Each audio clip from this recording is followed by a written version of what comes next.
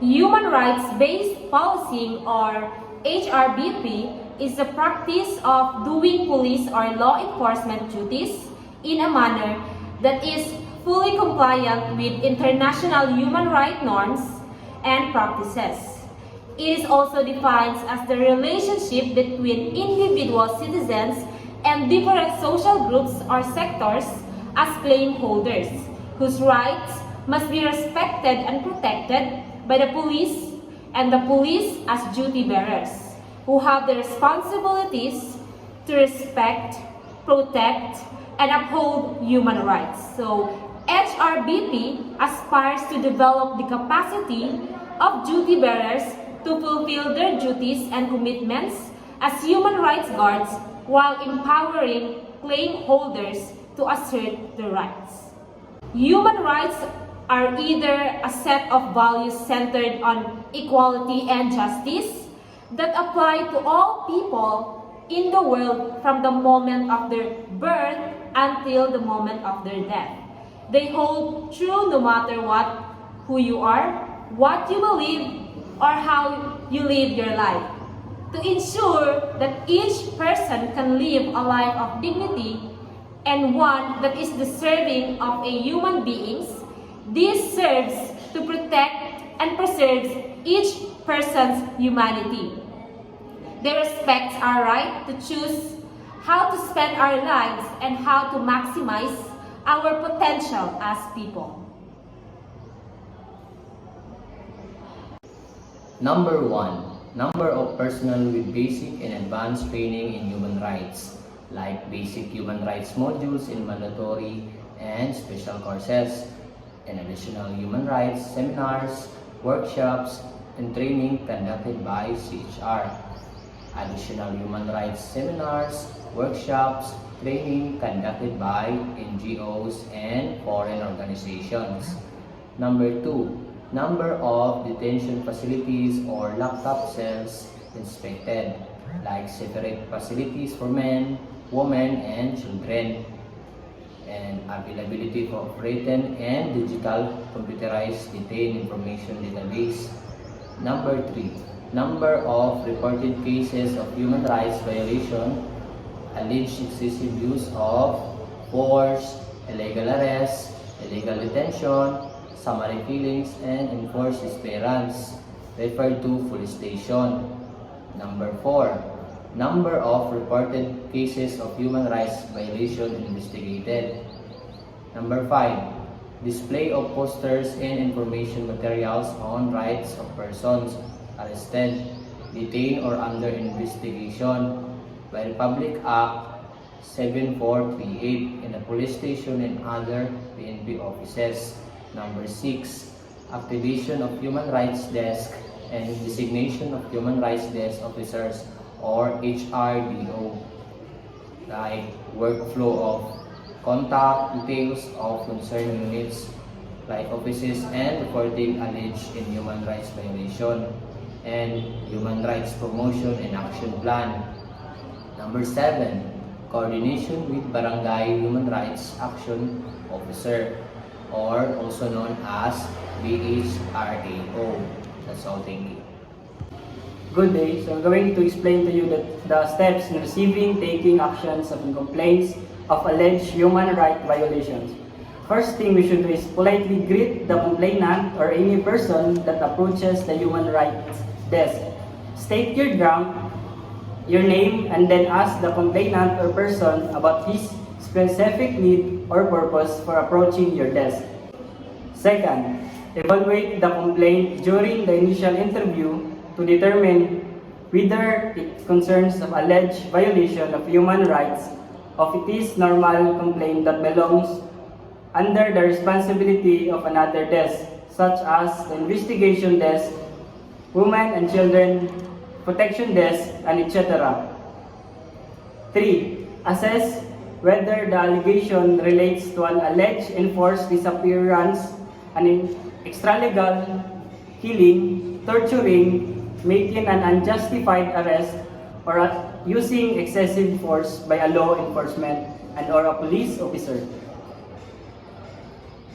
4. Get a written response if the complaint concerns the human rights abuses listed in the number 2 statement regarding the occurrence from the complainant. Learn all the details about the incident, the complainant's full name, their contact information, and other relevant circumstances. 5. Tell the complainant that he or she will hear from the Human Rights Desk or police station within 3 days with an update on the steps taken. Inform the further complaint that a text or a phone call may be used to send an update on the measures conducted. Send a text message, an email, or as a last resort, mail it. Include the complainant as well.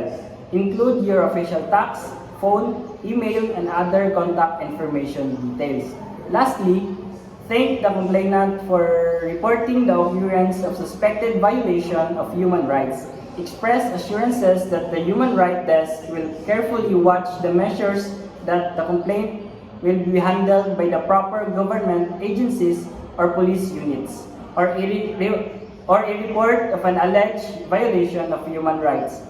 Human rights law and humanitarian law are two distinct legal frameworks that govern different aspects of human rights protections.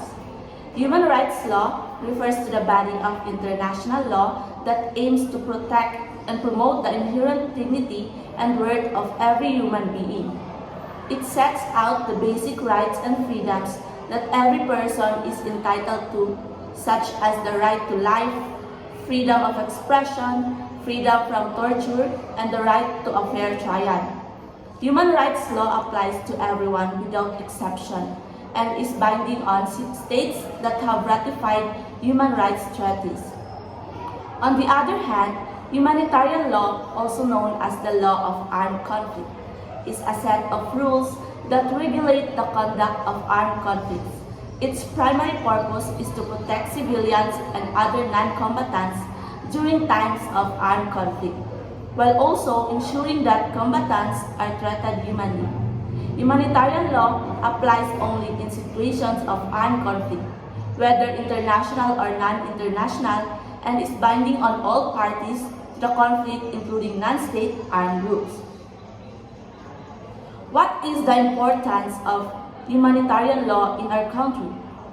Humanitarian law, commonly referred to as the law of armed conflict, is important in our country because it lessens the suffering and destruction brought on by armed wars. Here are some reasons why humanitarian law is important in our country. First, humanitarian law establishes guidelines to protect civilians and other non-combatants during armed conflicts. Second, humanitarian law aims to reduce the negative effects of armed conflict by regulating the means and techniques of warfare.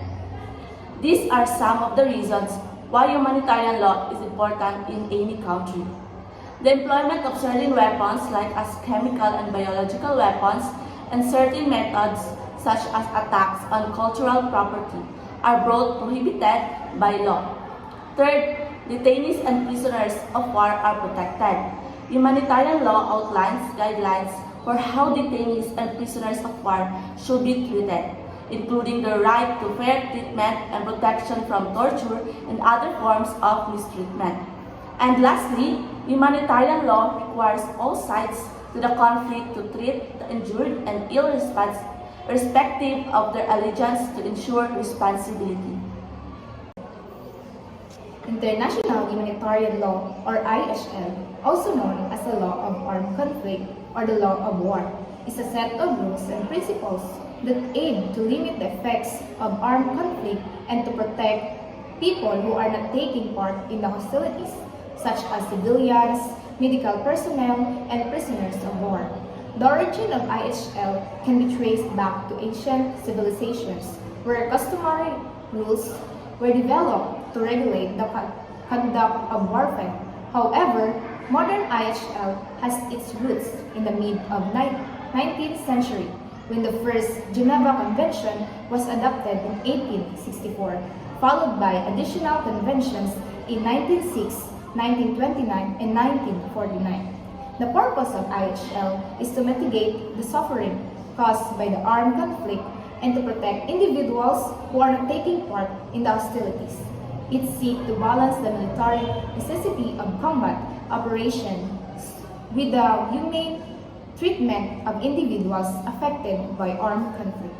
IHL also aims to establish limits on the means of methods of warfare, including the use of certain weapons, and to promote respect for fundamental human rights and the rule of law. Overall, the ultimate goal of IHL is to minimize the negative impact of armed conflict on civilians and other non-combatants, while also ensuring that combatants are held to accountable for any violations of rules of armed conflict. Fundamental principle of IHL, the principle of distinction. From the word itself, distinction, the parties to a conflict should make distinctions between citizens and soldiers, as well as between military goods and civilian goods.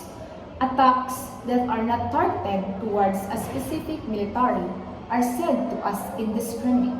Military target and use a strategy of weaponry whose effects are insurmountable be constrained in accordance with the laws of war. On the other hand, principle of proportionality focuses on military target. If there is a greater threat to civilians and non-military property than the anticipated military benefit or outcome. Among a number of military goals for gaining a comparable military advantage, the attack may be expected to have the least impact on the chosen aim.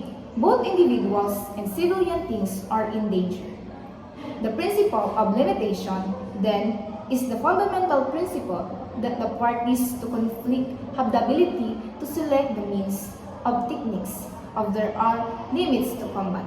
As they say, even war has its limits. IHL then offers both broad and particular restrictions or constraints. Lastly is the Demartens Clause, or fallback principle. Situations of armed conflicts are not exclusively regulated by treaties and custom, but the principles of public conscience and humanity referred by the Martens Clause.